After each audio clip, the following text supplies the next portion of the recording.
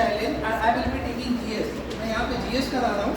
आपका जो सीयूईटी के जीएस और करंट के टॉपिक्स हैं वो मैं कवर कर रहा हूँ, ठीक है। मैंने 2-3 चीज़ें सबसे बताई हुई है, पहले भी बताया है कि अगर आप मेरी क्लास करते हैं यहाँ पे जो भी एक टॉपिक हम लेते हैं ऑलरेडी अनाउंस कर देते हैं कि हम ये टॉपिक लेंगे, आप वो एडवांस में पढ़ के आइए और एडवांस में करने के बाद जब हमसे आप कर लेंगे टॉपिक डिस्कस कर लेंगे तो आप घर जाके वो जो आपके पास स्टडी मटेरियल है उसे आप एक बार रीड कर लीजिए, ठीक है। 90 to 95% थिंग्स आप देखेंगे कि आपको पता है क्योंकि हमने क्लास में कराया हुआ डिस्कस किया हुआ है। उसके बाद आपके पास जो प्रैक्टिस सेट्स हैं, प्रैक्टिस सेट्स मिला हुआ है, आप प्रैक्टिस सेट्स करिए। ये 2 काम मस्ट है, आपको करना ही है, तभी आप अपने आप को इवेलुएट कर पाओगे, एसेस कर पाओगे कि सर जो इस क्लास में करा रहे हैं क्या वो वही है जो क्वेश्चन आ रहे हैं कि नहीं आ रहे हैं, ठीक है। क्योंकि मेरी क्लासेस सिविल की भी चलती है, CSIS की भी चलती है, तो थोड़ा सा स्टैंडर्ड अलग होता है। तो कहीं ऐसा तो नहीं कि जो हम डिस्कस करें वो आपके सब्जेक्ट में है ही नहीं, आपके प्रैक्टिस सेट्स में नहीं है, तो प्लीज इसको कोरिलेट जरूर करो। And I am dead sure 90% 95% question आपके प्रैक्टिस सेट से आपको मिलेंगे, ठीक है। लास्ट टाइम हमने एक सिंपल सा टॉपिक डिस्कस किया था, इंडियन पॉलिटी, ठीक है। किसी को कोई डाउट है, उसको कुछ नहीं समझ आया, मैंने 2-3 चीजें डिस्कस करी थी कि पॉलिटी क्या होता है, ठीक है, स्टेट क्या होता है, स्टेट किसको कहते हैं। जब मैं स्टेट कह रहा हूँ तो मेरा मतलब है कंट्री, ठीक है, मैंने आपको बताया था। तो कंट्री क्या होता है, किसको हम कंट्री कहेंगे, मैंने उसको 4 एसेंशियल्स बताए थे। तो we called a country it should have 4 things. कौन मुझे बताएगा 4 चीजें क्या क्या होता है जो कंट्री को कंट्री बनाता है। क्या क्या होता है? गवर्नमेंट, इंफ्रास्ट्रक्चर का मैंने नाम नहीं लिया था, अगर इंफ्रास्ट्रक्चर नहीं भी होगी तो कंट्री कंट्री होगा। इंफ्रास्ट्रक्चर की क्या पैरामीटर है? इंफ्रास्ट्रक्चर तो होगी ना कुछ तो होगा ना कंट्री में, वो भी तो इंफ्रा है। अमेरिका में भी इंफ्रास्ट्रक्चर है, इंडिया में भी है, इंडिया में कम है, अमेरिका में ज्यादा है। आज से 50 साल पहले इंडिया में और कम था, 100 साल पहले और कम था। तो infrastructure is not a parameter for a country to be called a country और नॉट। मैंने बताया था एक गवर्नमेंट बताया था, एरिया बताया था, पॉपुलेशन बताया था और एक टर्म सॉवरेनिटी बताया था। ये मैंने बुक का भी नाम बताया था कि कौन सी बुक में है, किस बुक में है। एक बुक है पॉलिटिक्स, किसकी बुक है? एरिस्टोटल की बुक है। इस बुक में उन्होंने सबसे पहले इसको डिफाइन करने की कोशिश की है कि कोई जो स्टेट है, राज्य है या कंट्री है, देश है, उसको हम राज्य तब कहेंगे जब उसमें 4 चीजें हों। सबसे पहले उसका अपना एक एरिया हो, कुछ पॉपुलेशन हो, अगर पॉपुलेशन नहीं है तो उसको कंट्री या स्टेट नहीं कहेंगे। वहाँ पे कोई सरकार चल रही हो, सरकार कोई भी हो सकती है, और वहाँ पे सॉवरेनिटी हो, मतलब उस एरिया को अपने डिसीजंस लेने की शक्ति उसके पास हो। किसी को कोई डाउट तो नहीं इसमें? और किसी को कोई डाउट जो उस क्लास में नहीं समझ आई हो, जरा पूछो तो रैंडमली क्वेश्चन जो आपको नहीं समझ आया हो। मैंने एक ये कराया था, उसके बाद मैंने डिस्कस किया था कि सरकार कितनी तरह की होती है, ये मैंने डिस्कस किया था। जैसे मैंने बताया था मोनार्की होती है जिसको राजशाही कहते हैं, राजा लोग होते थे पहले। एक डेमोक्रेसी होता है, डिक्टेटरशिप होता है जिसको तानाशाही बोलते हैं, ठीक। एक मैंने अलग से थियोक्रेसी बताया था। थियोक्रेसी मतलब होता है धर्मतंत्र, जहाँ पे रिलीजियस हेड उस एरिया को गवर्न करता है। एग्जाम्पल भी मैंने बताया था थियोक्रेसी का। थियोक्रेसी का एग्जाम्पल है, कौन सा एग्जाम्पल बताया था? Vatican city. वेटिकन सिटी जो है रोम में है, इटली की कैपिटल रोम में है। वेटिकन सिटी में एक अलग सरकार चलती है जो वहाँ का पोप चलाता है, ठीक है। तो ये वेटिकन सिटी है, वो थियोक्रेसी है, ठीक। मोनार्की मैंने बताई थी 2 तरह का होता है, एक होता है एब्सोल्यूट मोनार्की और एक होता है कॉन्स्टिट्यूशनल मोनार्की। इसमें समझने ना समझने वाली तो कोई बात है ही नहीं। एब्सोल्यूट मोनार्की मैंने क्या बताया था? जब राजा बहुत शक्तिशाली होगा। कितना शक्तिशाली? जब हम राजा की शक्ति की बात करते हैं, स्टेट या कंट्री या गवर्नमेंट की शक्ति की बात करते हैं, तो कंट्री के पास, गवर्नमेंट के पास 3 शक्तियां होती हैं, ठीक है। एक होता है लॉ बनाने की शक्ति, एक होता है उसको इम्प्लीमेंट करने की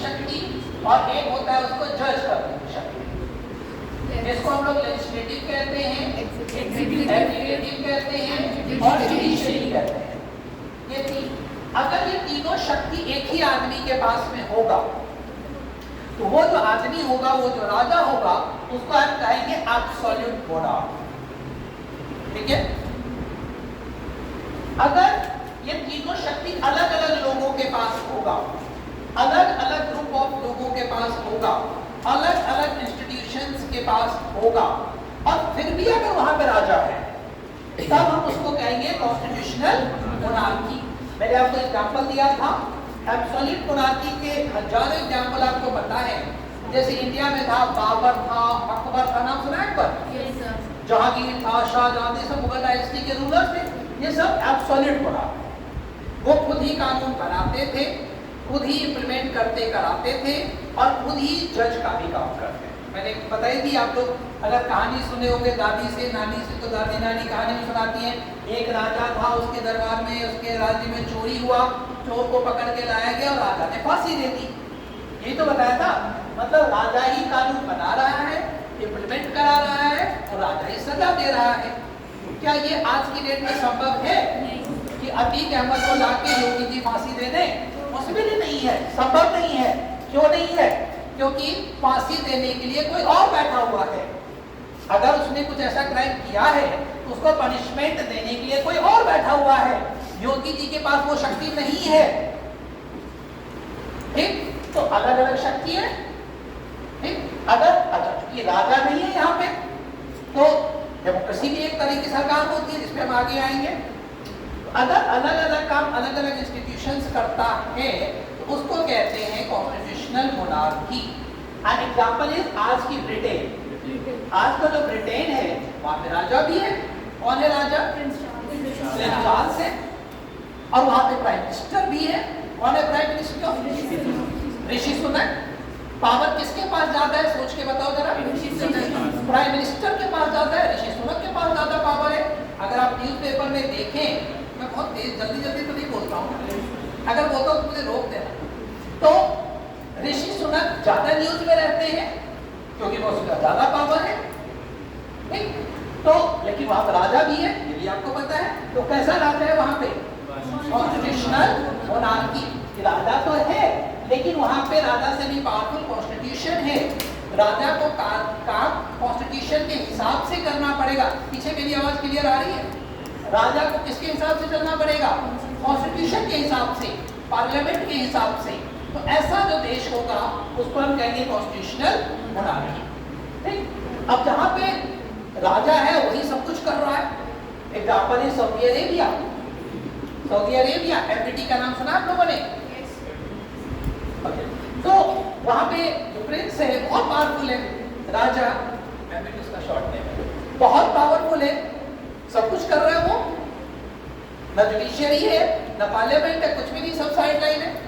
तो ये एब्सोल्यूट मोनार्की, ये भी आपको समझिएगा। डेमोक्रेसी में भी मैंने बताया था दो तरह की, 5 मिनट्स रिकैप है, then I will come to next topic. Democracy में मैंने बताया था एक होता है पार्लियामेंट्री डेमोक्रेसी, जहाँ पे पार्लियामेंट सब कुछ है, पार्लियामेंट ही शक्तिशाली है। और दूसरा होता है प्रेसिडेंशियल, जहाँ पे प्रेसिडेंट ही सब कुछ है। ठीक, ये इसका एग्जांपल है इंडिया। इंडिया में पार्लियामेंट सब कुछ है। मैंने आपको एग्जांपल दिया था कि अगर आज की डेट में इंडिया की पार्लियामेंट सोच ले कि आपको नरेंद्र मोदी जी को हटा के मुझे प्राइम मिनिस्टर बनाना है, तो मैं प्राइम मिनिस्टर बन जाऊंगा। क्यों? क्योंकि पार्लियामेंट के पास पावर है। पार्लियामेंट जिसको अपना लीडर चुन ले वो इंडिया का प्राइम मिनिस्टर बन जाएगा। उसके बाद मैंने थोड़ा सा डिस्कस किया था इंडिया के पार्लियामेंट डिस्कस किया था। इंडिया पार्लियामेंट में कौन कौन होते हैं? ये क्वेश्चन आता ही है, हर कॉम्पिटिटिव एग्जाम्स में आता है। Which all part consist Indian parliament? Indian parliament बनता है जिसको मिला के लोकसभा को, राज्यसभा को, सेनेट को। ये तीनों मिलेंगे तभी पार्लियामेंट कंप्लीट होता है। पार्लियामेंट का मेन काम होता है कंट्री के लिए लॉ बनाना। लॉ सिर्फ और सिर्फ जो देश का कानून है, जिसके हिसाब से देश चलता है, वो कहाँ बनेगा? पार्लियामेंट में बनेगा, और कोई नहीं बना सकता। हम आप बहुत इंटेलिजेंट हैं, लेकिन हम आप लॉ नहीं बनाएंगे, वो वही बनाएंगे जो हमसे ज्यादा इंटेलिजेंट वहां बैठे हुए। तो लॉ बनेगा कैसे? एक हाउस पास करेगा, दूसरा हाउस पास करेगा, और इसमें प्रेसिडेंट साइन कर देगा। जब तीनों कंप्लीट हो जाएगा तो वो लॉ बन जाएगा। मैंने इसके पावर्स भी डिस्कस किए थे लास्ट टाइम, जो नहीं थे प्लीज मेरी लास्ट टाइम की वीडियो जरूर देख लेना, आपको से पूरी पार्लियामेंट डिस्कस की हुई है, लोकसभा राज्यसभा उसके पावर से होता है। अब हम आज ज्यादा इसमें किसी को डाउट है, कुछ पूछना है जो आपको नहीं समझ आया? एनीबॉडी? कोई क्वेश्चन ऐसा मिला जो आपको पार्लियामेंट से रिलेटेड प्रैक्टिस सेट्स में जो हमने नहीं डिस्कस किया हो? किसी ने प्रैक्टिस करी ईमानदारी से? प्रैक्टिस ही नहीं किया ही नहीं। किसी का व्रत भी नहीं है 10 दिन का, फिर भी प्रैक्टिस नहीं किया। व्रत है इसलिए आपने नहीं किया। बाकी लोग व्रत में तो और टाइम मिल जाता है, जो खाना का टाइम था वो भी प्रैक्टिस में लगा सकते थे। नहीं, वैसे खाना खाना पड़ता है, सुबह ब्रेकफास्ट, शाम में लंच, रात में डिनर, वो टाइम भी लगा सकते थे प्रैक्टिस में। आज से लगा दे टेस्ट, करंट अफेयर्स का टेस्ट लगा। ठीक है, तो प्लीज प्रैक्टिस जरूर करिए, प्रैक्टिस जरूर करिए। अच्छा, हम जल्दी से थोड़ा सा एक टॉपिक ले लेते हैं हिस्ट्री का, and then I will take current, या करंट ही ले लें।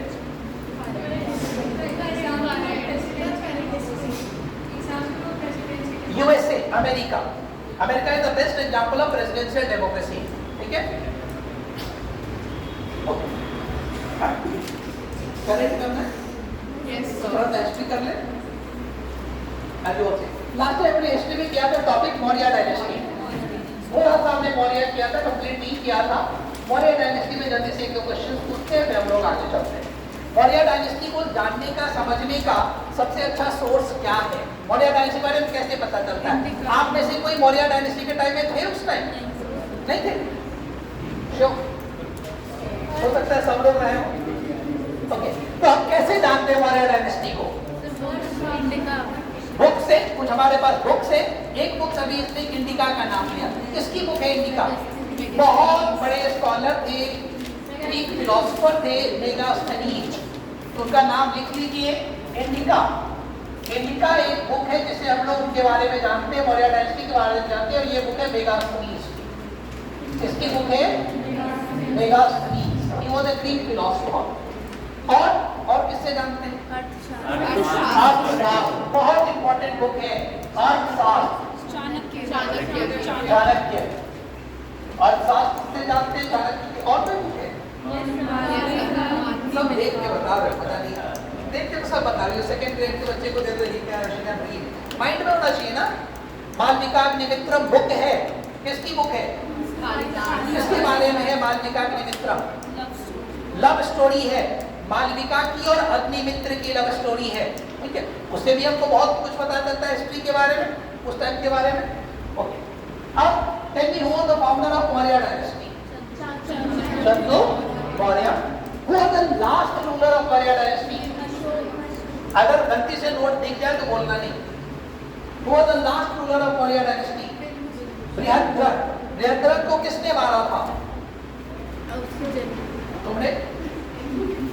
बृहद्रथ को किसने मारा था? पुष्यमित्र शुंग ने। आपने लिखा हुआ शुंग, लिखा ना पुष्यमित्र शुंग। इसी पुष्यमित्र शुंग का बेटा था अग्निमित्र, जो हम लोग आगे करें। ओके, अब जल्दी से हेडिंग डाल लीजिए। आज हम लोग कर लेते हैं गुप्ता डायनेस्टी। ठीक है, गुप्ता डायनेस्टी बहुत इंपॉर्टेंट टॉपिक है हिस्ट्री का, जीएस का। आता ही है। गुप्ता डायनेस्टी का नाम सुना आप लोगों ने? सुना है? कहां तक, कब तक, क्या टाइम था लगभग गुप्ता डायनेस्टी का? आज हम लोग करेंगे गुप्ता डायनेस्टी। एंशिएंट में मौर्य बहुत इंपॉर्टेंट है, और बीसी में, एडी में गुप्ता डायनेस्टी बहुत इंपॉर्टेंट है। तो अब हम लोग, अभी तक हम लोग बीसी के टॉपिक कर रहे थे, बिफोर क्राइस्ट। अब हम लोग करेंगे एडी के टॉपिक। अब हम लोग आ रहे हैं एडी में। एडी में पहला हम लोग करने जा रहे हैं गुप्ता डायनेस्टी। कौन सी डायनेस्टी? गुप्ता डायनेस्टी। इसका टाइम किसी को पता है? Anybody know the time of Gupta dynasty? AD है, एडी तो मैंने लिखा ही होगा। कितना एडी? लगभग 100 इयर्स तक का अलाउड। चलो गेस करो कब होगा। मौर्य डायनेस्टी का मैं पहले टाइम बता दूं। मौर्य जो हमने किया है, मौर्य हम लोगों ने क्या 322 BC से लेके 185 BC तक, ये था मौर्य डायनेस्टी। चंद्रगुप्त मौर्य ने फाउंड किया और लास्ट में यहाँ पे डेथ होती है। अब हम लोग आ गए एडी में। गुप्ता डायनेस्टी का टाइम किसी को पता है लगभग अप्रोक्सीमेटली? सर आपने पिछली बार 298 पे से लिखा। क्या लिखा है? सर 321 to 298 नहीं, वो तो बिरसार उसका टाइम है, चंद्रगुप्त मौर्य का टाइम है। हम ये पूरी मौर्य डायनेस्टी का बता रहे हैं। जो आपने लिखा है आप जो बता रहे हो चंद्रगुप्त मौर्य का टाइम ये है। चंद्रगुप्त मौर्य का 322 to 298, उसके बाद बिरसार का टाइम है 298 to 272, उसके बाद अशोक का टाइम है 272 to 232, ऐसे करती है। ठीक है, ये पूरी मौर्य डायनेस्टी का मैंने टाइम है, पर्टिकुलर किसी रूलर का नहीं लिखा है। Now I'm discussing Gupta dynasty. Gupta dynasty का टाइम है 320 से लेके 550 AD तक। ये सब AD का डेट है और ये बहुत इंपॉर्टेंट पार्ट है इंडियन हिस्ट्री का। पहला पॉइंट लिखो, Gupta dynasty is called the golden period of ancient history. India के एंशिएंट हिस्ट्री का इसको गोल्डन पीरियड कहा जाता है। क्वेश्चन आता ही है, which period is called golden period of Indian history? भारतीय इतिहास के, भारतीय प्राचीन इतिहास के किस समय को स्वर्ण काल कहा जाता है? हिंदी इंग्लिश में प्रॉब्लम तो नहीं है किसी को इंग्लिश में? वो तो बता देना, raise hand and I will discuss in your. तो एंशिएंट इंडिया का गोल्डन टाइम किसको कहा जाता है? गुप्ता डायनेस्टी। गोल्डन टाइम क्यों कहा जाता है? उसने पूरा इंडिया गोल्ड कवर किया था क्या? गोल्डन टाइम क्या होता है? ऐसे ही मेडिवल टाइम में जब हम लोग मुगल करेंगे, किस राजा के टाइम को गोल्डन टाइम कहा जाता है मुगल में? अकबर के टाइम को गोल्डन टाइम नहीं कहा जाता, शाहजहां के टाइम को कहा जाता है गोल्डन पीरियड। ठीक है, तो गोल्डन पीरियड का मतलब क्या है? गोल्डन पीरियड का मतलब है उस टाइम कंट्री बहुत अच्छी कंडीशन में होगी, इकोनॉमी अच्छी होगी, पॉलिटिकल स्टेबिलिटी होगी, लिटरेचर राइज पे होगा, साइंस राइज पे होगा। जब कंट्री में शांति होगी, अर्थव्यवस्था अच्छा होगा, तभी तो कंट्री राइज करेगा। तभी तो अच्छे अच्छे इतिहासकार होंगे, अच्छे अच्छे राइटर्स होंगे, अच्छे अच्छे साइंस होगी।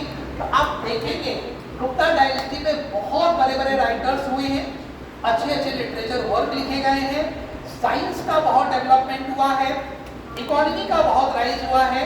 And due to all these Gupta period is called golden period of ancient history. समझ आ गया? अब founder, who was the founder? पहला पॉइंट को, founder of Gupta dynasty is, Gupta dynasty के फाउंडर का नाम आता है श्रीगुप्त। श्रीगुप्त फाउंडर फिर श्रीगुप्त। माना जाता है कि इन्होंने ही गुप्ता डायनेस्टी को फाउंड किया था। उसके बाद आता है एक और रूलर का नाम आता है घटोत्कच। इनके बाद कौन राजा बना? घटोत्कच। ये दोनों बहुत इंपॉर्टेंट राजा नहीं थे, ठीक है, स्टैब्लिश कर दिया, छोटे राजा होंगे।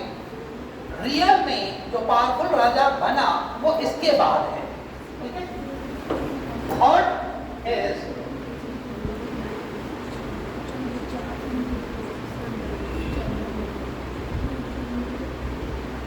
चंद्रगुप्त मौर्य, जो पहला सबसे इंपॉर्टेंट राजा बना जिस डायनेस्टी का, वो कौन है? चंद्रगुप्त मौर्य। चंद्रगुप्त कई नाम आएंगे, इसलिए मैंने 1 2 किया। बुक में भी आपको 1 2 ही मिलेगा। ठीक है, चंद्रगुप्त मौर्य। इनका टाइम है 319 to 335, 319 to 335 AD।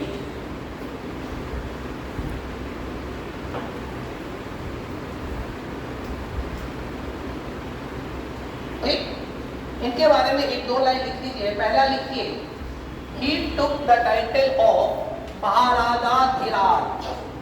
ये पहले राजा थे जिन्होंने महाराजा धीराज के टाइटल की थी।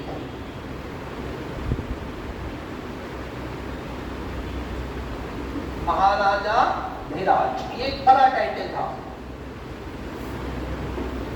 और मैंने आप लोगों को बताया था कि मगध डायनेस्टी जब स्टार्ट हुई थी, एक राजा था जो अपने राज्य को पावरफुल बनाने के लिए मैट्रिमोनियल अलायंसेस स्टार्ट किया था, शादी करके अपने साम्राज्य को मजबूत बना रहा था। कौन? बिंबिसार। बिंबिसार ने मगध को पावरफुल बनाने के लिए उस टाइम के जितने बड़े राजा थे, पावरफुल राजा थे, उसके फैमिली में शादी की। अपनी शादी, बेटे की शादी, बेटी की शादी। अगर दो बड़े फैमिली में शादी हो जाती है तो दोनों फैमिली पावरफुल हो जाएगा। ठीक? वही काम यहाँ पे इन्होंने स्टार्ट किया। इन्होंने अपने एम्पायर को पावरफुल बनाने के लिए मैट्रिमोनियल अलायंसेस किए, बड़े बड़े पावरफुल डायनेस्टी में शादी की। इनकी अपनी शादी हुई थी, लिख लीजिए। He married Licchavi princess Kumar Devi. इनकी शादी हुई थी लिच्छवी प्रिंसेस, लिच्छवी की राजकुमारी थी। क्या नाम था? कुमार देवी। तो इसका मतलब है कि मगध का और लिच्छवी का अच्छा रिलेशन हो गया होगा, कोई लड़ाई नहीं।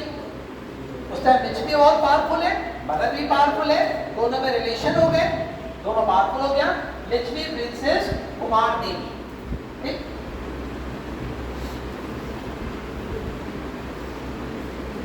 और सबसे इंपॉर्टेंट इन्होंने गुप्ता एरा स्टार्ट कराया।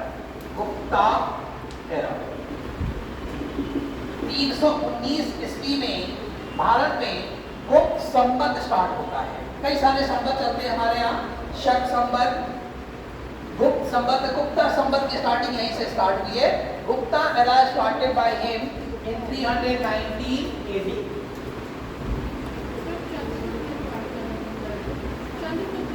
हाँ, चंद्रगुप्त, हम लोग चंद्रगुप्त नहीं कर रहे हैं, ये सब चंद्रगुप्त वंश के बारे में ही है। ठीक है, तो गुप्ता सदी या गुप्ता ईस्वी की स्टार्टिंग चंद्रगुप्त वंश ने 319 ईस्वी में की थी। आप लोग पता है अभी हम लोग कौन सा एरा मानते हैं जो 2023 है? ये कौन सा है? ये हम लोग क्रिश्चियन एरा है, प्लस अगर आप लोग पता हो एक शक संबंध चलता है हमारे यहाँ। ठीक है, हम उस पर डिस्कस करेंगे। ये गुप्ता एरा के स्टार्टिंग 319 AD में इन्होंने किया। इसके बाद अगला रूलर बहुत इंपॉर्टेंट रूलर है, आप इसको अच्छे से करिएगा। तो दूसरा सबसे इंपॉर्टेंट रूलर है वो है समुद्रगुप्त। नाम सुना है किसी ने? बहुत क्वेश्चन आते हैं इन पे। समुद्रगुप्त, ये इनका बेटा था, चंद्रगुप्त वंश का बेटा था समुद्रगुप्त।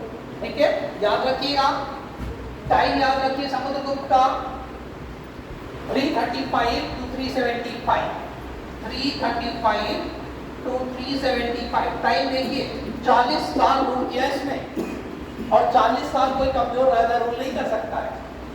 अकबर का आप लोग पता है कितने साल रूल किया था अकबर ने? 50 साल। ठीक है, एग्जैक्टली वो 50 साल अकबर का टाइम है। 1556 से लेके 1605 ये अकबर का रूलिंग पीरियड। तो लगभग 40 साल इन्होंने रूल किया है। सबसे पहला पॉइंट क्वेश्चन पूछा जाता है, मैंने बताया है पहले भी, he was called dash of India. इनको इंडिया का क्या कहा जाता है?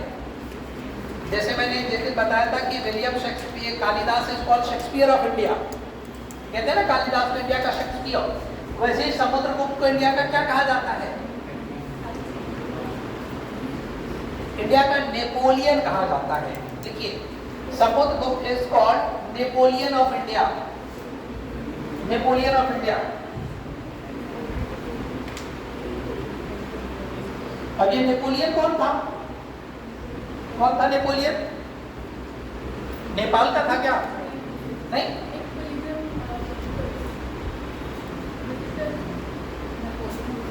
नेपाल का नहीं था ना, मुझे लगा नेपाल का होगा इसलिए नाम नेपोलियन है। कौन था नेपोलियन? किसी को नहीं पता?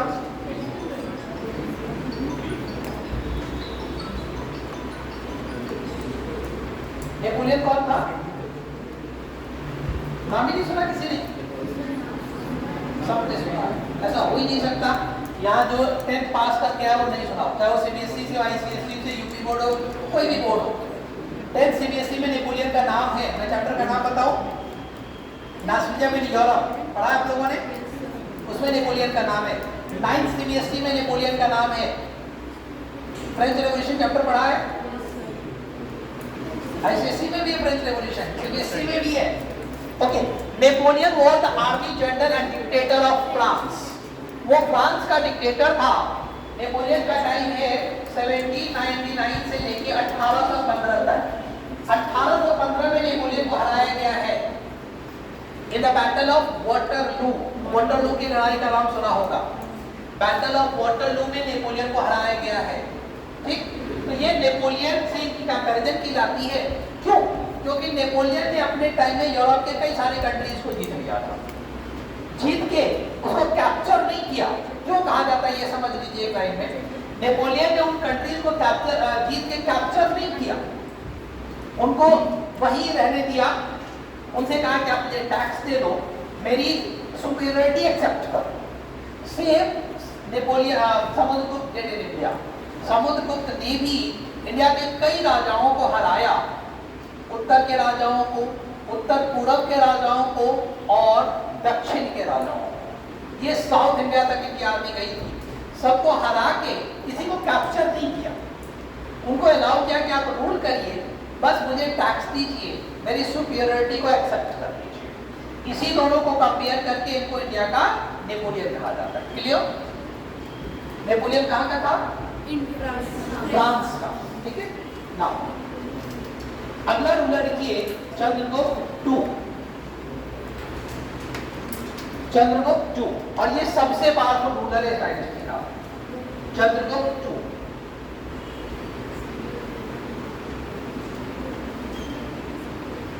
चंद्रगुप्त II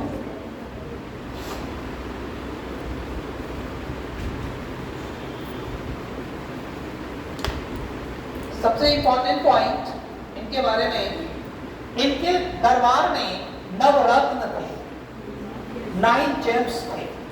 ठीक है, नवरत्न, 9 लोग ऐसे थे इनके दरबार में जिनको नवरत्न कहा जाता है।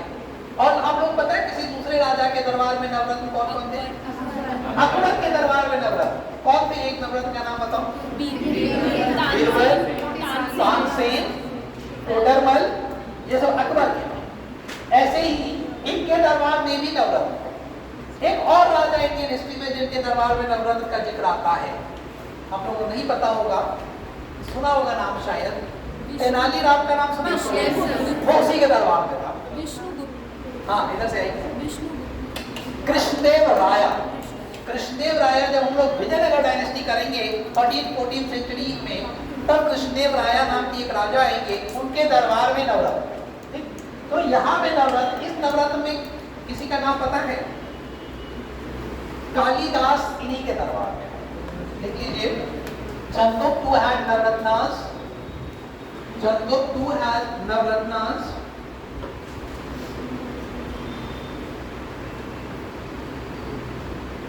डैश 1-2 का नाम लिख लीजिए, कालिदास,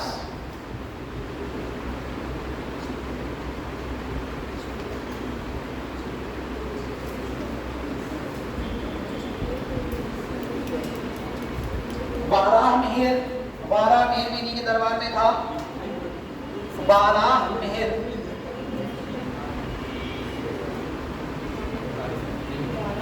और कालिदास की जरूर देखिएगा, उनकी बुक्स देख लीजिएगा, कई सारे बुक्स पूछे जाते हैं।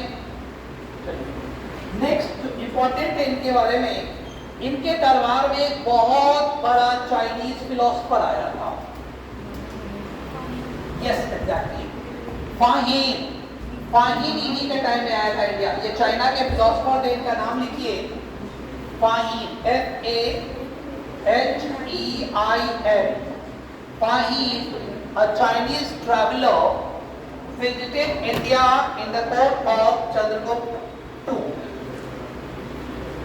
ये चाइना के बहुत बड़े बुद्धिस्ट स्कॉलर थे। ठीक है, कौन पूछा जाता है, ये हर एग्जाम में मिलेगा, हर प्रैक्टिस टेस्ट में मिलेगा। फाहीन कौन था, कहाँ का था, कब इंडिया आया था। ठीक है, ये चंद्रगुप्त दो के दरबार में आया था फाहिम, बहुत बड़ा बुद्धिस्ट स्कॉलर था। इनके बुक से इंडिया के उस टाइम के हिस्ट्री के बारे में बहुत कुछ पता चलता है। ठीक है,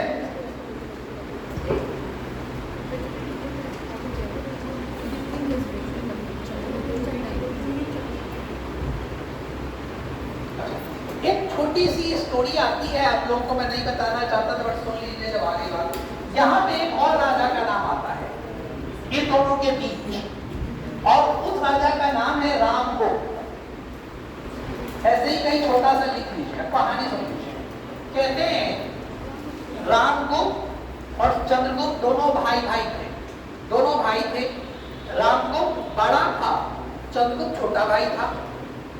समुद्रगुप्त के मरने के बाद उनका बड़ा बेटा रामगुप्त इंडिया का राजा बना, मगध का राजा बना। लेकिन ये बहुत कमजोर राजा था। इसी के टाइम में शक लोगों का इंडिया में अटैक हुआ, आक्रमण हुआ। शकाल जो है विदेशी आक्रमण हुए, और उन विदेशी आक्रमण में रामगुप्त हार गया, और उन शक लोगों ने रामगुप्त के वाइफ को कैप्चर कर लिया।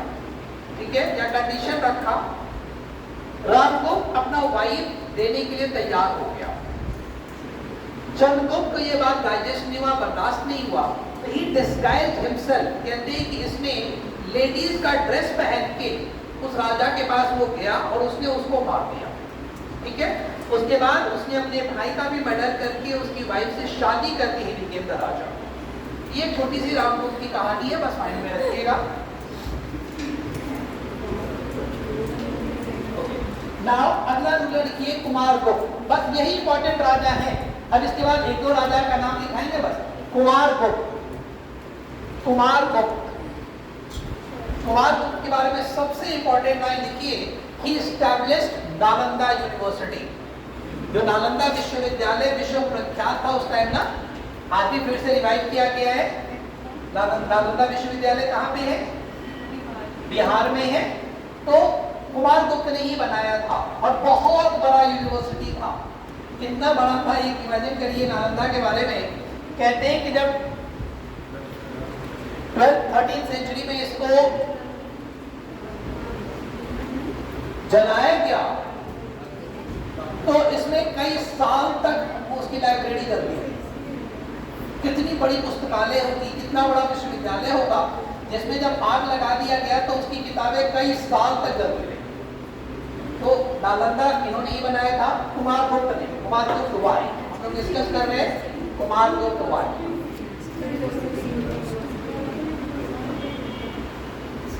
He established Nalanda University.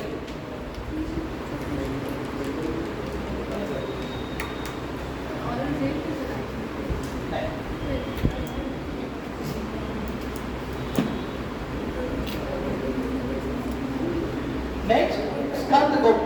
अगला रूलर लिख लीजिए स्कंदगुप्त। इनका बेटा था स्कंदगुप्त।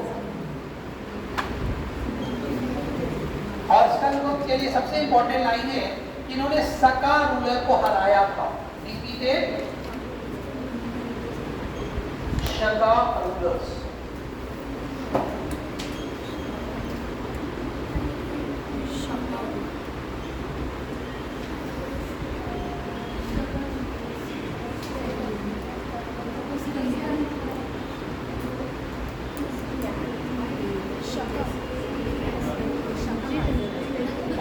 अब इसके बाद दो और रूलर का नाम लिख लीजिए, डायनेस्टी ओवर। स्कंदगुप्त के बाद लिख लीजिए एक नाम आता है बुद्धगुप्त का। बुद्धगुप्त,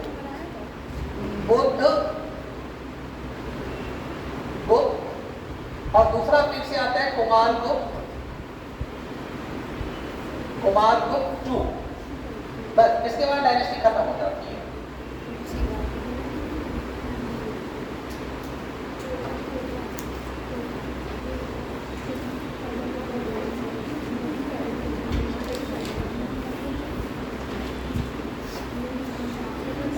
जल्दी से लिख लीजिए।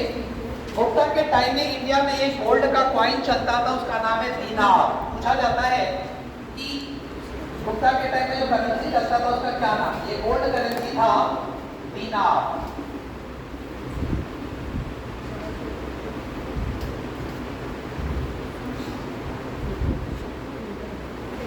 अच्छा, जहाँ पे हमने समुद्रगुप्त लिखा है वहां पे एक लाइन लिखिए जरा, बहुत इंपॉर्टेंट लाइन है।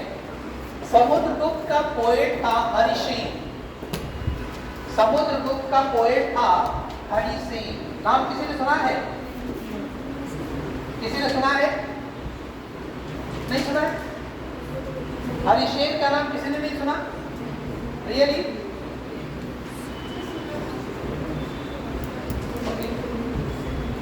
हरिसेन का सबसे फेमस लिटरेरी वर्क है प्रयाग प्रशस्ति, इलाहाबाद की प्रशस्ति। ये कहां पे? प्रयाग प्रशस्ति इन्होंने, हरिसेन ने अपने राजा समुद्रगुप्त की बड़ाई में, प्रशंसा में पूरे पत्थर पे इन्होंने बहुत डिस्क्रिप्शन लिखा है, लंबा सा, और ये प्रयागराज में है। नहीं पता आप लोगों को? पता करिए कि प्रयाग प्रशस्ति कहाँ है हरिसेन का। और उसमें कई राजाओं का डिस्क्रिप्शन है। अकबर का भी डिस्क्रिप्शन है उस पत्थर स्टोन पे, अकबर फोर्ट में है, इलाहाबाद में संगम के बैंक पे है, फोर्ट में है, ठीक है।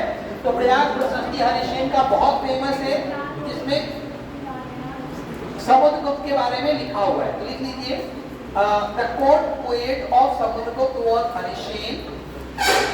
The court poet of Samudragupta was Harisein, who had written Prayag Prashasti. Written Prayag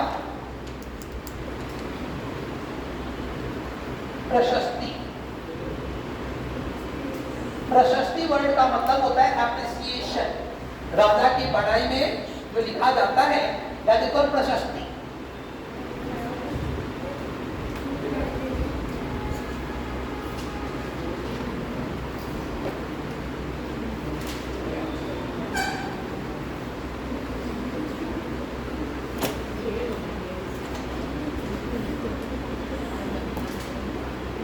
चलिए, that's all for Gupta. अब हेडिंग डालिए करंट अफेयर्स, जल्दी से रस करेंगे। प्लीज प्रैक्टिस जरूर करिएगा, लिटरेचर जितना अवेलेबल है उसको रीड करिएगा।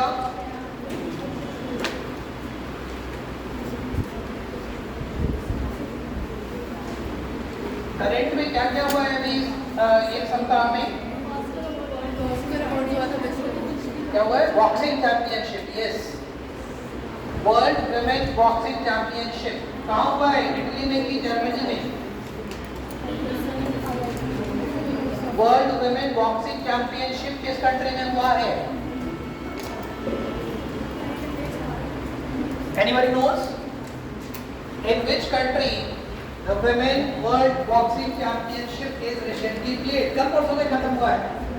आप सब लोग न्यूज पेपर रीड करते हैं ना? कोई नहीं रीड करता? न्यूज़पेपर क्यों नहीं रीड करते? सब रीड करते हैं। क्वेश्चंस पूछेंगे सर इसलिए कह रहे नहीं रीड करते। किस कंट्री में हुआ? इटली में कि जर्मनी में? इंडिया में? इंडिया कौन कह रहा है? इंडिया में हुआ है यार, इंडिया में हुआ है, नई दिल्ली में हुई है। पेपर तो देख लो, जागरण में भी है, हिंदू में भी, सारे न्यूज़पेपर में, सारे चैनल्स में। केटी जाधव पैलेस स्टेडियम है वहां पे, केटी जाधव स्टेडियम तो लखनऊ में, केटी जाधव हॉल है नई दिल्ली में, उसमें हुआ है बॉक्सिंग चैंपियनशिप। किसी ने देखा ही नहीं कहाँ हुआ, सब लोग रट के आए कि किसको गोल्ड मिला, ये सबको पता होगा ना, लेकिन कहाँ हुआ ये नहीं देखा। प्लीज वो भी देखिए। तो women world boxing championship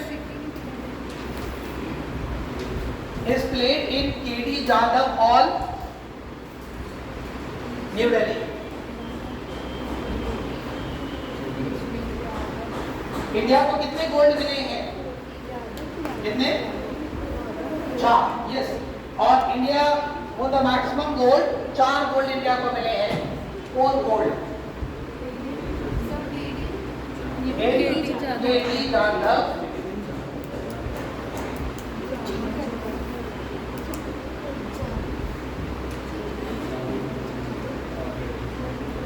KD Jadhav का नाम हम लोग किसी ने सुना है पहले क्या?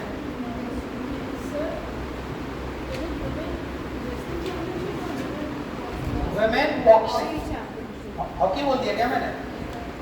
Women world boxing championship, women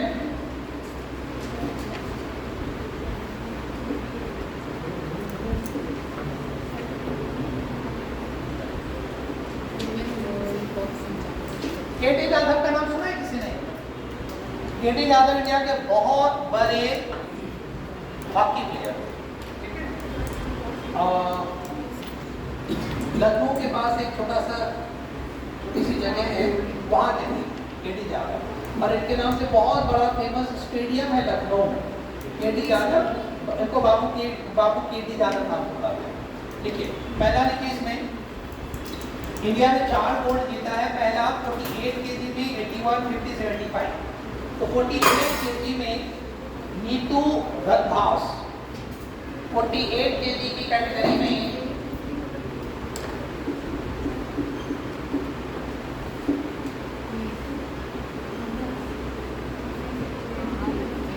इनका नाम है। किसको हराया है छोड़ दीजिए आप, या बता दें। इन्होंने हराया है एल्टन टेस्ट से, लिख लीजिए।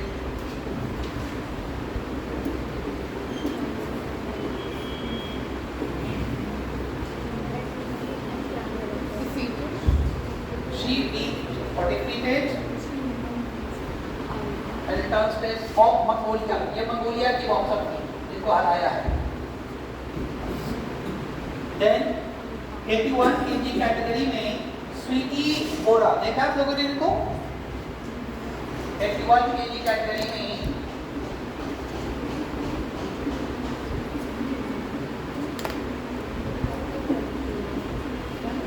स्वीटी बोरा, she defeated Nina Wang of China.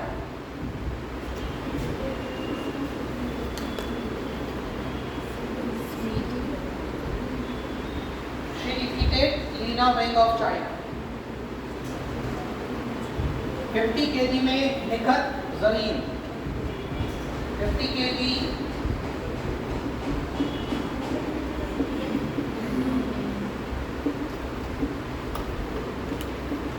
Nikhat Zareen, she defeated Hainam Nadyum.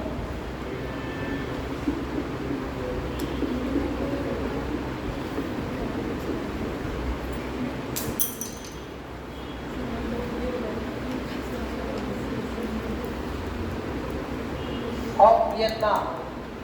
Nikhil Jari defeated Haitham Nadyum of Vietnam. And last is Lovelina Bornheim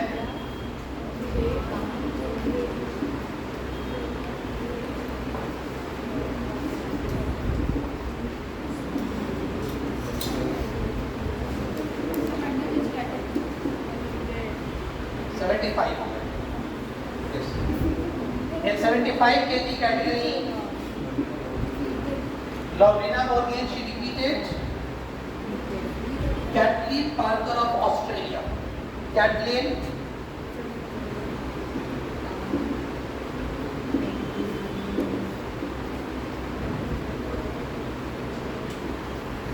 of Australia. ये 4 गोल्ड मेडल मिला इंडिया को। नेक्स्ट, रिसेंटली वुमेन आईपीएल हुआ है, who is the winner? Women IPL का winner कौन है? IPL देखा आप लोगों ने? वुमेन आईपीएल नहीं देखा? देखा? हाँ, सिर्फ मेरा टीम का नाम ले लीजिए, मुंबई इंडियंस। मुंबई इंडियंस किसको हराया?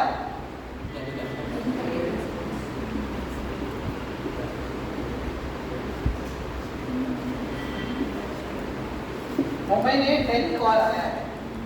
Mumbai Indians defeated Delhi Capitals in final. Delhi Capitals. Mumbai Indians का कैप्टन कौन था?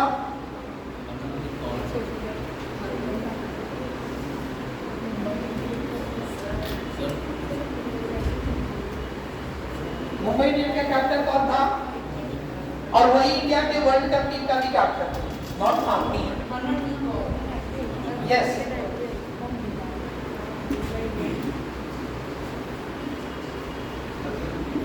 बहुत अच्छी क्रिकेटर है, बहुत अच्छे स्ट्राइकर है। और इंडिया जिस बार वर्ल्ड कप खेल रही थी फाइनल, उसके फाइनल में ये रन आउट हो गई थी, अगर आप लोगों ने देखा हो, तब इंडिया हार गई थी। और उस दिन आईपीएल फाइनल में भी ये रन आउट हो गई, लेकिन आईपीएल फाइनल जीत गई थी मुंबई। नेक्स्ट,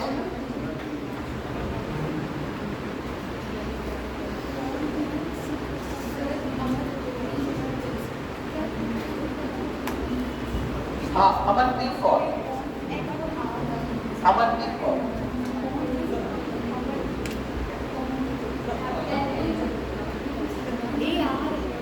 अमनप्रीत कौर,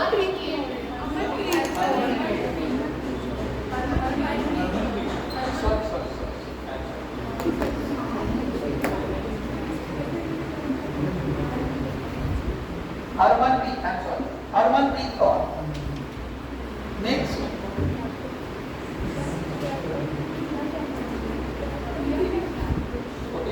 अभी रिसेंटली न्यूज में पिछले एक सप्ताह से आप सब लोगों ने सुना होगा, एक एमपी को डिस्क्वालीफाई कर दिया गया है। राहुल गांधी। सबने सुना है? सही किया गया, गलत किया गया है? क्या लग रहा है, सही हुआ है, गलत हुआ है?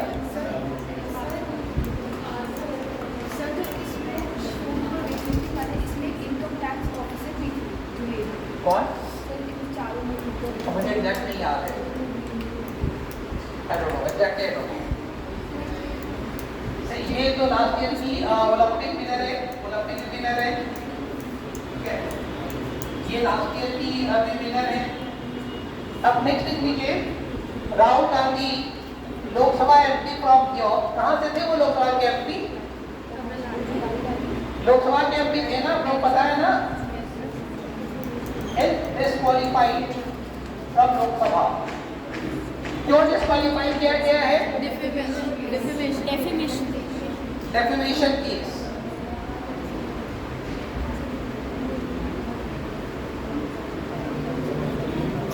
अब ये क्या होता है और क्यों डिस्क्वालीफाई हो, बताइए। ये कहां से लोकसभा के सांसद थे? पहले ये चुनाव लड़ते थे अमेठी से, अमेठी से ना। अभी कौन है अमेठी से सांसद? स्मृति ईरानी। पिछले बार इनको स्मृति ईरानी ने यहाँ से हराया था, तो ये नॉर्थ इंडिया छोड़ के साउथ इंडिया चले गए।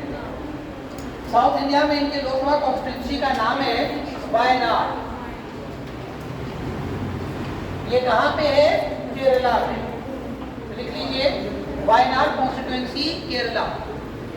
ये केरला के वायनाड लोकसभा से सांसद थे। इनको क्यों डिस्क्वालीफाई किया गया है? इनके ऊपर डेफेमेशन केस आया, ठीक है, जिसमें इन्होंने सारे मोदी को चोर कहा है कि सारे मोदी चोर होते हैं, नीरव मोदी, ललित मोदी एंड डैश मोदी। तो किसी ने केस कर दिया और सूरत की कोर्ट ने इनको, इनके ऊपर केस को सही माना और इनको 2 साल की जेल की सजा सुनाई। 2013 में एक सुप्रीम कोर्ट का वर्डिक्ट आया है, 2013 में, अगर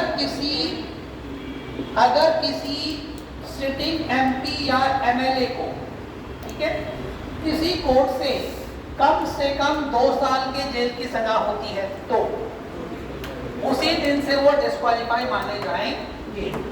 again I am repeating, in 2013 in a verdict of Supreme Court said that if any MP or MLA is given minimum punishment of 2 years jail, he or she will be disqualified from Lok Sabha और Vidhan Sabha from that day only। ठीक, इनको चूंकि 2 साल की jail हो गई है, तो इसलिए इनकी मेंबरशिप चली गई और उसी दिन, चूंकि हमारे यहाँ सिस्टम बहुत तेजी से काम करता है, इनको लोकसभा के सचिवालय से डिस्क्वालीफाई कर दिया गया, डिसमिस कर दिया गया उसी दिन। ठीक, अब एक क्वेश्चन ये बनता है यहाँ पे कि who was the first MP to be disqualified in India? जब 2013 में रूल बना, क्या ये पहले सांसद है जिनको डिस्क्वालीफाई किया गया?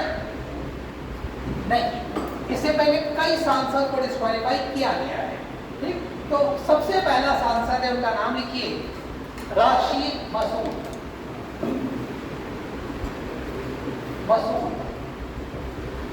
was the first Lok Sabha MP who was disqualified from Lok Sabha, और ये डिस्क्वालीफाई हुए थे 1 अक्टूबर 2013 को, 1 अक्टूबर 2013 को। तो 13 में लॉ बना, लॉ बनने के जस्ट बाद Rashid Masood was the first Lok Sabha MP who was disqualified under this law। इसके अलावा कई लोग डिस्क्वालीफाई हुए हैं। लालू प्रसाद यादव, बहुत चर्चित नाम है, सुना होगा आप लोगों ने, वो भी डिस्क्वालीफाई हुए। जब उनको वाटर स्कैम में सजा मिली तो उनको डिस्क्वालीफाई किया गया। अभी रिसेंटली एक लक्षद्वीप के सांसद हैं, ठीक है, आज के न्यूज़पेपर में उनका नाम है, कल के न्यूज़पेपर में नाम है, अगर आप लोग न्यूज़पेपर पढ़ रहे हैं, उनको भी उनके ऊपर 10 साल की जेल की सजा उनको सुनाई है केरला के कोर्ट ने, ठीक है। आप चूंकि 2 साल से ज्यादा की सजा होगी तो डिस्क्वालीफाई हो जाएंगे। वो लक्षद्वीप के सांसद हैं, उनको लोकसभा ने डिस्क्वालीफाई कर दिया। लेकिन अब डिस्क्वालीफाई बहुत पहले किया लोकसभा ने, और वो एनसीपी के सांसद हैं, एनसीपी शरद पवार की पार्टी है। उन्होंने केरला हाई कोर्ट में अपील किया और केरला हाई कोर्ट ने लोअर कोर्ट के ऑर्डर को स्टे कर दिया। तो जब स्टे कर दिया तो कायदे से उनको उसी दिन रीइंस्टेट कर देना चाहिए। मैं 2-3 चीज बता रहा हूँ। लक्षद्वीप के सांसद को 10 साल की सजा हुई और केरला के सेशन कोर्ट ने सजा सुनाई, ठीक। जिस दिन सजा सुनाई उसी दिन उनको डिस्क्वालीफाई कर दिया गया। अब जब डिस्क्वालीफाई किया तो इन्होंने हाई कोर्ट में अपील करी, जैसे राहुल गांधी भी है। अभी सूरत कोर्ट ने जजमेंट दिया है। अब वो सूरत कोर्ट के जजमेंट के खिलाफ ऊपर के कोर्ट में जा सकते हैं, हाई कोर्ट जा सकते हैं, सुप्रीम कोर्ट जा सकते हैं, मेरे साथ गलत हुआ है। और अगर हाई कोर्ट स्टे कर देती है, हाई कोर्ट कहती है कि सेशन कोर्ट का जजमेंट गलत है या उसको चेंज कर देती है, स्टे भी कर देती है कम से कम, तो उनकी मेंबरशिप वापस आ जानी चाहिए। इनकी मेंबरशिप कब से वापस नहीं आई है, ये 6 महीने से पुराना मामला है। इन्होंने कल परसों सुप्रीम कोर्ट में केस किया है, तो अब सुप्रीम कोर्ट में सुनवाई चल रही है। वैसे सुप्रीम कोर्ट ने इनके केस को वापस भेज दिया परसों कि आप हमने सुनिए आप केरला हाई कोर्ट से। तो कल का न्यूज ये है कि पार्लियामेंट ने इनको वापस रीइंस्टेट कर दिया है, ठीक है, इनको वापस इनकी सांसदी मिल गई है। लिख लीजिए, लक्षद्वीप एमपी, उनका नाम है मोहम्मद फैजल, मोहम्मद फैजल।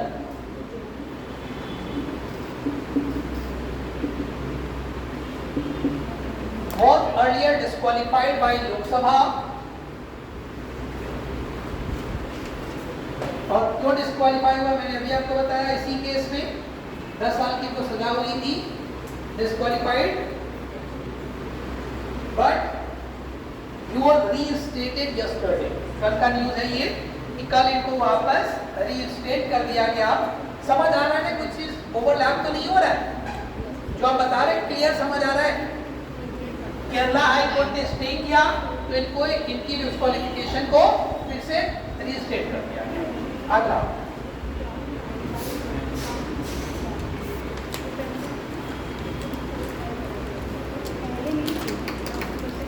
अभी इंडिया के एक स्टेट में राइट टू हेल्थ पास हुआ है। Which state I am talking? Right to health. अब हेल्थ का हमारा राइट है, वरना हमारा नहीं, हमारे स्टेट में नहीं किया है। Which state I am talking? आप लोग न्यूज पेपर नहीं रीड करते, न्यूज देखते भी नहीं है। प्लीज न्यूज पेपर रीड करो, न्यूज पेपर रीड करो, न्यूज देखो। इंडिया के कौन से स्टेट ने right to health bill pass किया है? राइट टू हेल्थ होना चाहिए कि नहीं होना चाहिए? हर किसी को राइट होना चाहिए, हेल्थ का राइट। State is Rajasthan. लिख लीजिए, Rajasthan government passed right to health bill. Rajasthan government, Rajasthan passed right to health bill.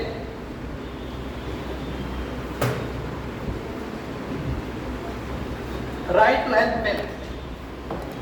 अब वहां पे हर किसी को राइट टू हेल्थ होगा। कोई बीमार होता है उसका फ्री में इलाज, सारे चेकअप, सर्जरी, सब कुछ, ठीक है।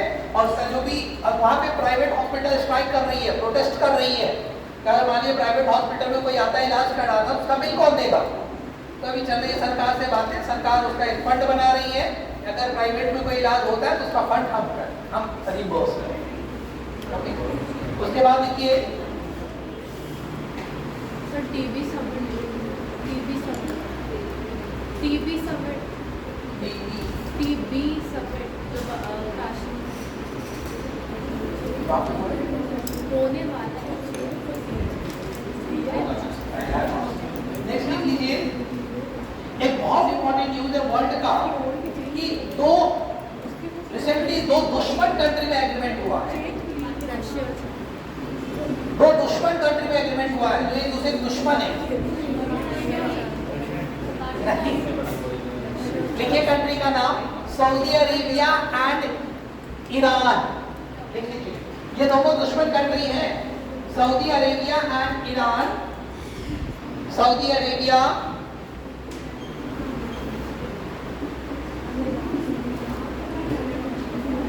and Iran signed an agreement to restore diplomatic relations. Signed an agreement to restore Saudi Arabia and Iran signed an agreement to restore diplomatic relations. Saudi Arabia and Iran signed an agreement to restore diplomatic relations. थोड़ा सा समझिए दुश्मनी क्या थी। Saudi Arabia is a Sunni country. मुसलमान में दो group होते हैं, सुन्नी एंड शिया, और Iran is a Shia country. एक तो ये दोनों की दुश्मनी का कारण था। दूसरा, सऊदी अरेबिया के पास एक कंट्री है यमन, ठीक है। यमन में लड़ाई चल रही है सरकार के बीच और विरोधी के बीच। वहां की सरकार का समर्थन सऊदी अरेबिया करती है और जो विरोधी है उसका समर्थन ईरान कर रही है। वो ये जो एग्रीमेंट हुआ है ये चाइना के इंटरवेंशन से हुआ है। लिख लीजिए इन प्रेजेंस ऑफ चाइना, लिख लीजिए तो आपको याद रहेगा। चाइना ने दोनों में डायलॉग कराई है, बात कराई है, और चाइना के इंटरवेंशन से ये रिलेशंस रिवाइव हुआ है।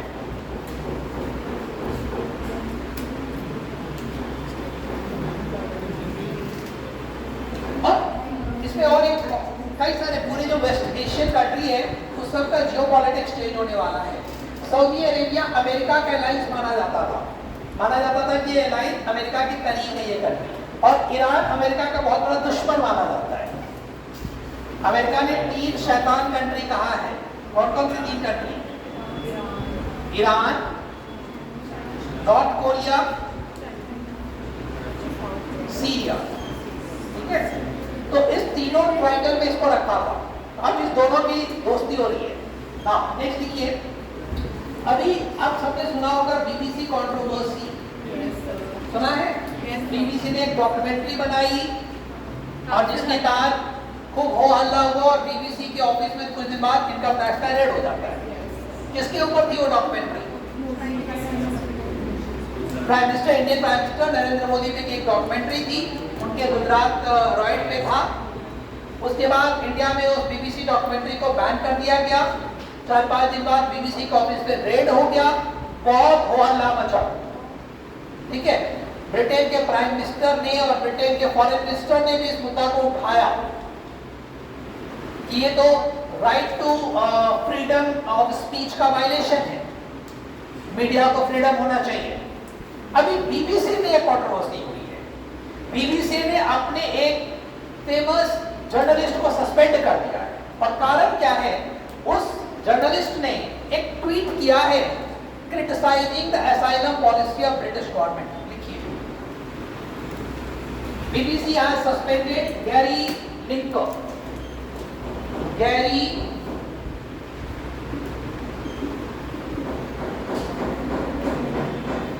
BBC has suspended Gary Lineker, a football host। ये फुटबॉल होस्ट थे, फुटबॉल से रिलेटेड न्यूज कवर करते थे। Football host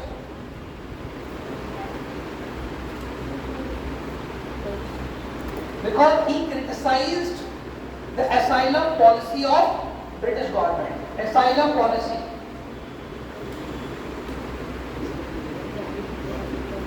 asylum policy of British government, अभी रिसेंटली ब्रिटेन के प्राइम मिनिस्टर ने ऋषि सुनक ने असाइलम पॉलिसी बनाया है जिसका इन्होंने क्रिटिसाइज किया। तो अब यहाँ भी तो वायलेशन हुआ ना फ्रीडम की। अब मुझे कोई पॉलिसी सही नहीं लगी, हमने क्रिटिसाइज कर दिया, मेरे पास इतना तो फ्रीडम है मैं क्रिटिसाइज कर सकूं, हम हर पॉलिसी से एग्री नहीं करेंगे ना। इन्होंने क्रिटिसाइज कर दिया, बीबीसी ने सस्पेंड कर दिया। भाई आप फ्रीडम की बात करते हो तो आप भी अलाउ करो, let him speak. Okay next देखिए, अभी 3 कंट्री ने एक एग्रीमेंट साइन किया है, 3 कंट्री ने एक एग्रीमेंट साइन किया है, बहुत फेमस एग्रीमेंट है AUKUS, AUKUS।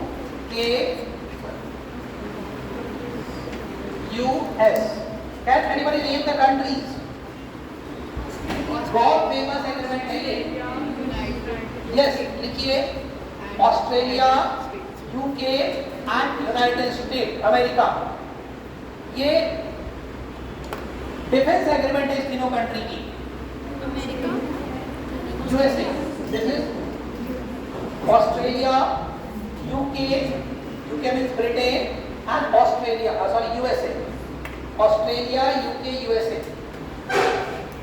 Sign a trilateral security partnership agreement in San Diego। ये कहाँ पे साइन हुआ है? Australia, UK, USA signed out trilateral.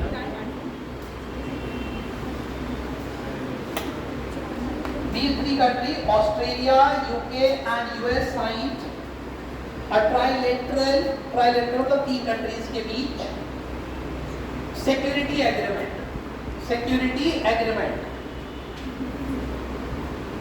in San Diego। San Diego कहाँ पे है? अमेरिका की एक जगह है, ठीक है, यूएस में है।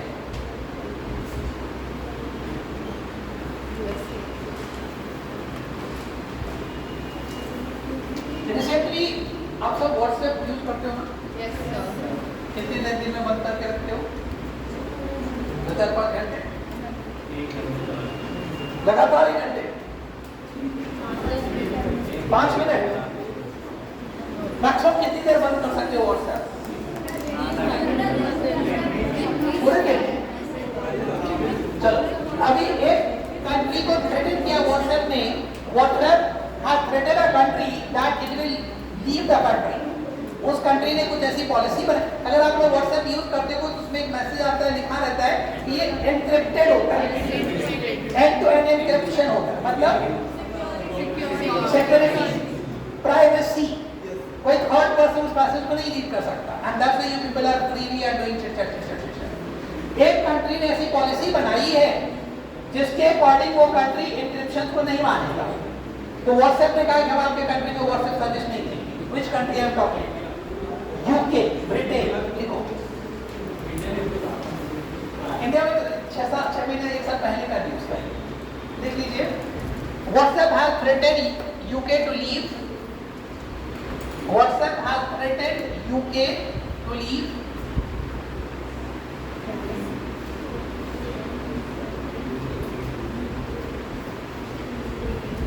due to online safety bill, due to online safety bill। उन्होंने अपनी ऑनलाइन सेफ्टी बिल बनाया है ब्रिटेन ने, जिसमें इसको वायलेट करने का सुसाइड। नाउ नेक्स्ट, अभी रिसेंटली इंडिया का में अमेरिका का एम्बेसडर किसको अपॉइंट किया गया है? 2-3 दिन पहले का चीज है। Who is appointed the ambassador of America US in India? इसलिए नाम लिखिए, Eric Garcetti. Eric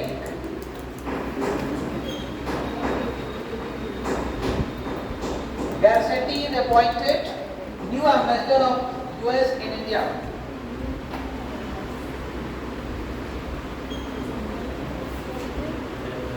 Eric Garcetti is appointed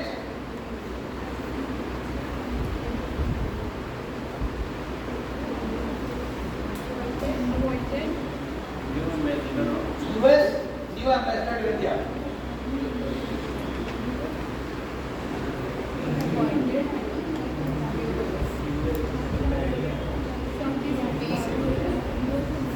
Eric Garcetti is appointed US ambassador in India. ये अमेरिका के नए एम्बेसडर बने हैं इंडिया में, ठीक है। नेक्स्ट, अभी IMF ने एक कंट्री को $3 बिलियन का बेल आउट पैकेज दिया है। किस कंट्री को? ये श्रीलंका को दिया। लीजिए, IMF has sanctioned $3 billion bailout package to Sri Lanka. Bailout package to Sri Lanka.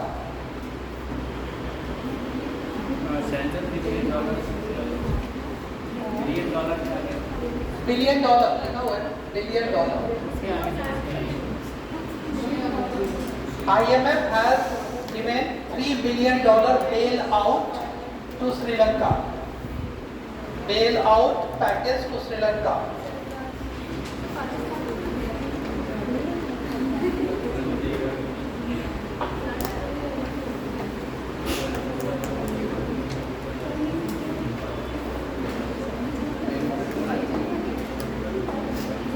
अभी एक न्यू मूवी आई है मिसेस चैटर्जी वर्सेस नॉर्वे। किसी ने देखी? सुनी है नाम?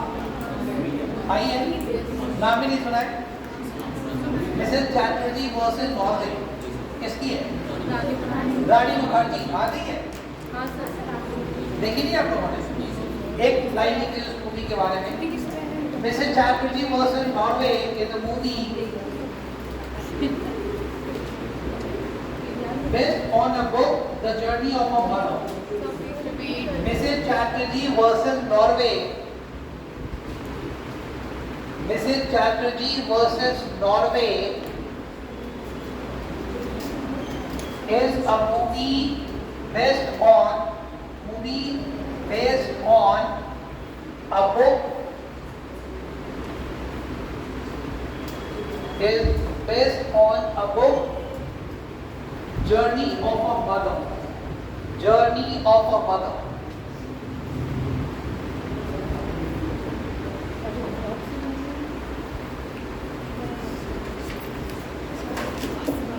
और ये इसकी थोड़ी सी स्टोरी सुनिए क्या। ये 2011 की कहानी है। नॉर्वे दुनिया की बहुत खूबसूरत अच्छा देश है। अच्छा है नॉर्वे कहाँ पे आप लोग पता है? ज्योग्राफिकल लोकेशन कहाँ है नॉर्वे की? नॉर्वे कहाँ पे है वर्ल्ड में? कहीं पे है कि नहीं? नॉर्वे की कैपिटल कहाँ है?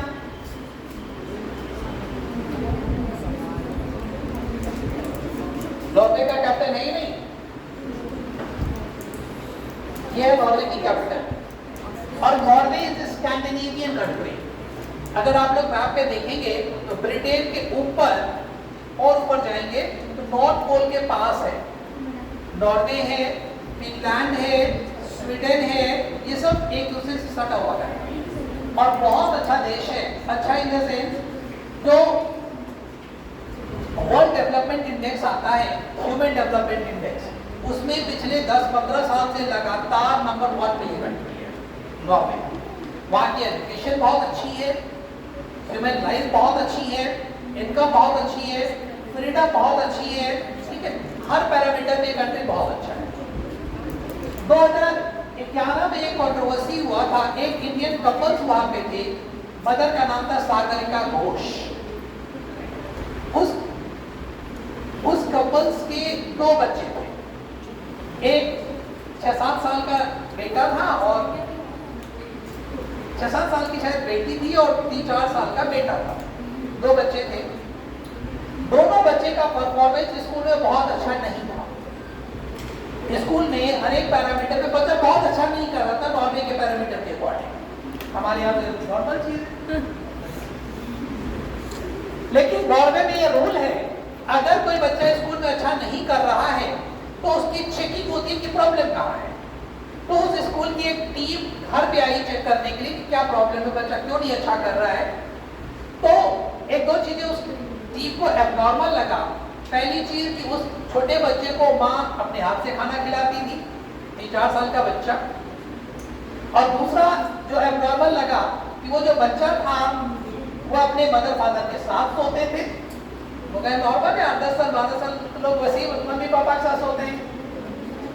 नॉर्वे के पैरामीटर के अकॉर्डिंग ये दोनों गलत था।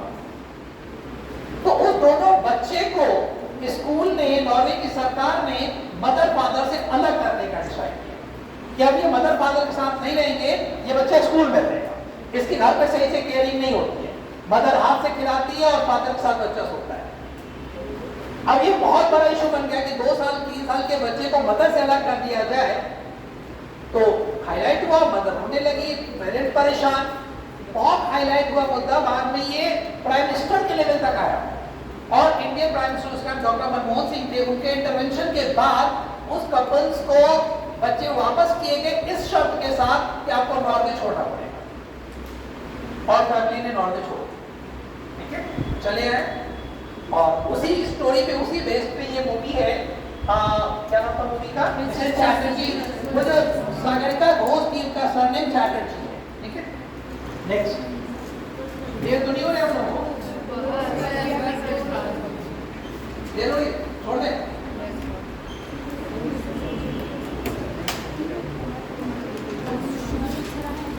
पीछे देखो।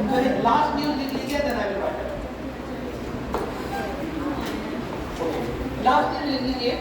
अभी कर्नाटक में इलेक्शन अनाउंस हुआ है कल। ठीक है, 10 मई को वहां पे इलेक्शन है, 13 तारीख को वहां पे काउंटिंग है।